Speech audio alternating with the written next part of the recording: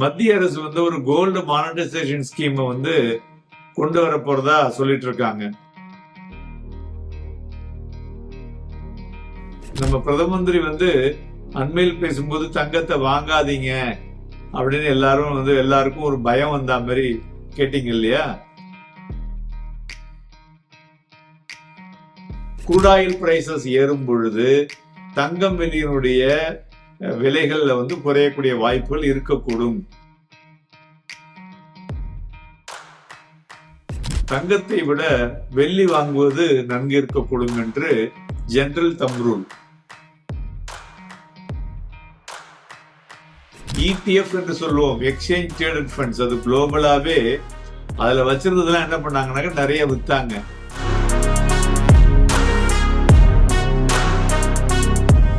வணக்கம் நேயர்களே, இன்றைய தினம் நாம் எகைன் பேச இருப்பது தங்கம் வெள்ளி விலை அதிரடியாக குறைந்துள்ளது, ஃபர்தரா கிராஷ் ஆகுமான்னு எல்லாருக்கும் ஒரு பயம் இருக்கு இல்லையா? அதை பத்தி தான்.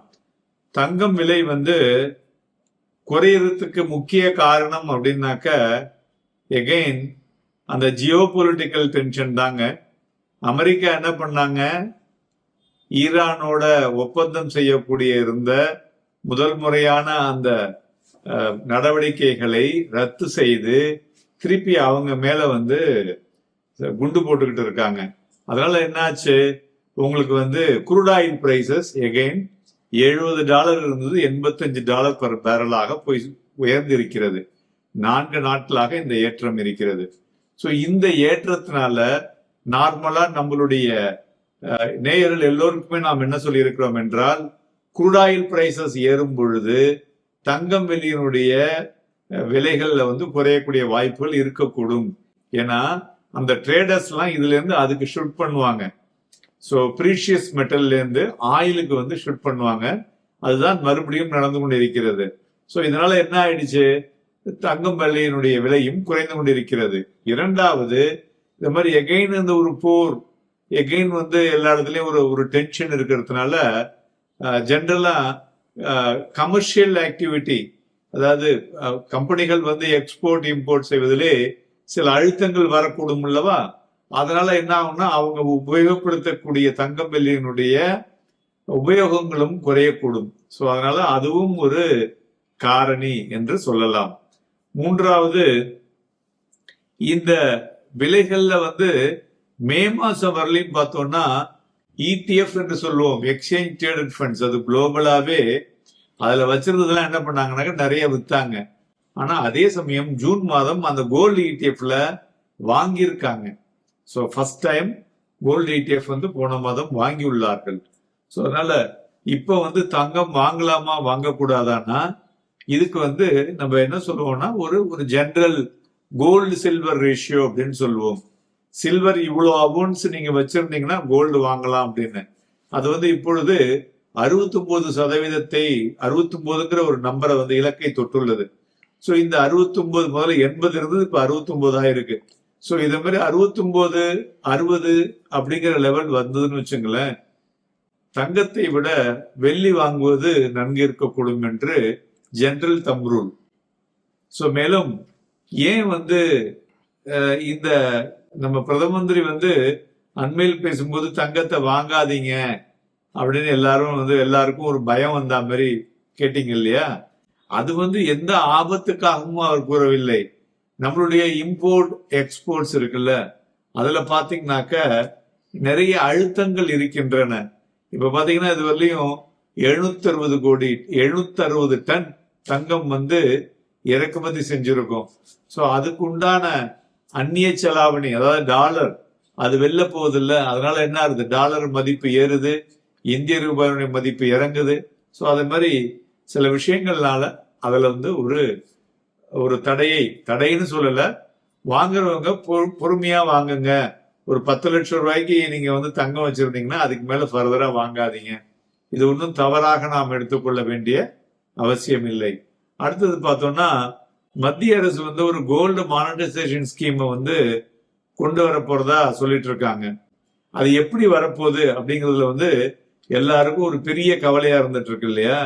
இது என்னன்னு பாத்தீங்கன்னாக்க, இந்த புதிய தங்க சேமிப்பு திட்டம், அதான் கோல்டு மானிட்டைசேஷன் ஸ்கீம் பாத்தீங்கன்னாக்க, இது வந்து நம்மளுடைய நடுத்தர இந்திய வம்சாவளியினர் கிட்டத்தட்ட 30,000 டன் தங்கத்தை வந்து வச்சிருக்காங்க. அந்த 30,000 டன் தங்கத்தை ஒரு நாட்டின் பொருளாதாரத்திற்காக அவங்க இந்த மானிட்டைசேஷன் ஸ்கீம்ல கொண்டு வந்தாங்கனாக்க, நம்ம வெளிநாட்டிலேருந்து இறக்குமதி செய்யக்கூடிய தங்கம் வந்து இறக்குமதி செய்ய வேண்டாம் அப்படிங்கிற போது நமக்கு வந்து இந்த கரண்ட் அக்கௌண்ட் டெபிசிட் குறையும், டாலருடைய அந்நிய செலாவணியும் குறையக்கூடும். மேலும் இப்ப இதை என்ன பண்ண போறாங்கனாக்க, இன்வால்வ்மெண்ட் ஆஃப் ஜுவல்லர்ஸையும் கொண்டு வராங்க. அதாவது நகைக்கடைக்காரர்களின் பங்களிப்பும் இதுல இருக்க போறது. முதல்ல வந்து என்னாச்சுனாக்க, முதன்முறையாக இந்த உள்ளூர் நகைக்கடைக்காரர்களை அவங்கள வந்து அரசு பரிசீலித்து வருகின்றது. அவங்களுக்கு வந்து ஒரு அங்கீகாரம் கொடுத்து அந்த தூய்மையான பரிசோதனை மையங்களுக்கு கொண்டு செல்ல வேண்டியது இருந்தது இல்லையா? அதெல்லாம் இல்லாம இந்த புதிய திட்டத்தின் கீழ் அவங்க கிட்ட டெபாசிட் பண்ணி அது வந்து அரசாங்கத்திற்கு சேஃபாக செல்லக்கூடும். ஸோ அதனால இந்த கால அவகாச முறைகள் வந்து நிறைய சேஞ்சஸ் பண்றதுனால இது வந்து பாத்தீங்கன்னாக்க ஒரு நீண்ட கால டெபாசிட், ஒரு லாங் டேர்ம் பாண்ட், ஸோ அரசு நிறுத்தி விட்டது இல்லையா, அதை வந்து இப்போ ஒரு குறுகிய கால டெபாசிட்டாக செயல்பாட்டில் வரக்கூடும் என்று எதிர்பார்க்கப்படுகிறது. அதாவது 1 வருடத்திலிருந்து 3 வருடம் வரையும் நீங்க அங்க அவங்க கிட்ட டெபாசிட் செய்யலாம். ஸோ இது எப்படி பாத்தீங்கன்னாக்க, இதனுடைய தூய்மையை சரி செய்து அந்த தங்கத்தை பரிசோதித்து அது உருக்கப்பட்டு அது வந்து சுத்தமான தங்க கட்டிகளாக இது பண்ணி உங்களுடைய வங்கி கணக்குல வரவு வைக்கப்படும். ஸோ அதற்குண்டான வட்டியும் வழங்கப்படும். குறிப்பிட்ட வட்டி, அதான் அந்த 2% ஏதோ ஒரு கொடுப்பாங்க. ரிடம்ஷன் போது என்னன்னா, அந்த டெபாசிட் காலம் முடிகிறது இல்லையா, அப்ப வந்து தங்கத்தின் அளவுக்கு அந்த நிகரான தங்கத்தினுடைய விலையோ அல்லது பணமாகவோ நீங்க வந்து திரும்ப பெற்றுக்கொள்ளலாம். அதெல்லாம் எல்லாம் சேம் தான். ஸோ அதனால இதுல வந்து வருமான வரி விலக்கும் கொடுக்க போறோம் அப்படிங்கிற மாதிரி சொல்லியிருக்காங்க. ஸோ அதனால இது வந்து ஒரு பெட்டர் ஸ்கீம் அப்படின்னே சொல்லலாம். ஸோ இந்த நடவடிக்கையை ஏன் எடுக்குது அப்படின்னாக்க, நம்ம வந்து நம்மளுடைய அந்நிய செலாவணியில் இருக்கக்கூடிய நெருக்கடிகளை சரி செய்வதற்கு ஒரு காலத்துல நம்ம வந்து தங்கத்தையே வந்து அடமானம் வச்சோம். இப்ப அதை விட்டுட்டு நம்ம கிட்ட இருக்கக்கூடிய தங்கத்தையே ரீயூஸ் பண்ணி அதன் மூலியமா லோக்கலா இருக்கக்கூடிய முதலீட்டாளர்களும் பயனடைய முடியும். மேலும் நாம் தங்கம் வந்து இறக்குமதி செய்வதை குறைத்து அந்நிய செலாவணியை குறைக்கும் பொழுது இந்தியாவினுடைய பண வலிமை அதிகரிக்கும் என்பதற்காகத்தான் இந்த மாதிரியான ஒரு ஏற்பாடுகளை செய்துள்ளார்கள் என்று சொல்லலாம். இனி வரும் காலத்தில் தங்கத்தை கையில் வைத்துக் கொள்வது ஆபத்தே கிடையாது. நீங்க வந்து தங்கம் கையில வச்சுங்க, இல்லைன்னா இந்த மானிட்டைசேஷன் ஸ்கீம்ல கொடுத்து பணத்தை கிரெடிட் பண்ணீங்க, அந்த டெபாசிட்டா கொடுப்பாங்க. அந்த டெபாசிட் முடிகிற போது பணமா எடுத்துங்க, அன்னைக்கு வேல்யூ அப்படி இல்லைன்னா தங்கமா திருப்பி வாங்கிட்டு போங்க, அவ்வளவுதான். ஸோ இது வந்து ஒரு பெஸ்ட் ஸ்கீம்னு சொல்லலாம். ஸோ இது வந்து இந்த டவுட் வந்து இருக்கவே தேவையில்லை, அதுவும் நடுத்தர மக்களுக்கு. ஸோ மேலும் வேற ஏதாவது முதலீடு செய்யலாமா அப்படின்னா, தங்கத்தை வந்து இடிஎஃப் மூலியமா பண்ணலாம். தங்கத்துல அதே மாதிரி நிறைய வழிமுறைகள் இருக்கின்றன. ஃபண்ட்ஸ் ஆஃப் ஃபண்ட்ஸ் இருக்கு.